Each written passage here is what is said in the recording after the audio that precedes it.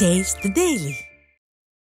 திமுக அமைச்சர் கே.என். நேரு அரசு அதிகாரியை ஒருமையில் பேசியது சர்ச்சையை ஏற்படுத்தியுள்ளது.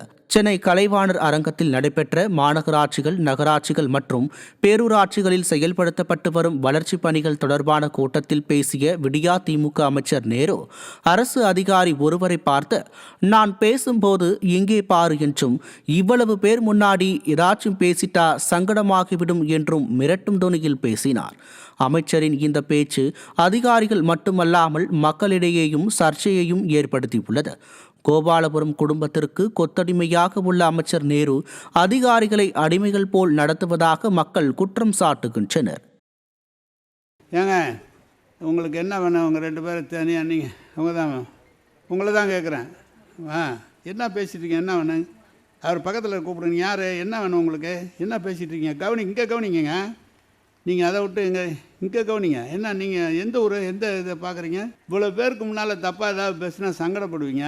பார்த்துங்க நீங்களாம். விழுப்புரம் மாவட்டம் முகையூரில் அமைச்சர் பொன்முடியின் சட்டமன்ற உறுப்பினர் அலுவலகம் பூட்டியே கிடப்பதால் குறைகளை தெரிவிக்க முடியாமல் மக்கள் அவதியடைந்து வருகின்றனர். 2021 சட்டமன்ற தேர்தலில் திமுக சார்பில் வெற்றி பெற்ற ஓசி புகழ் பொன்முடி அமைச்சரானார்.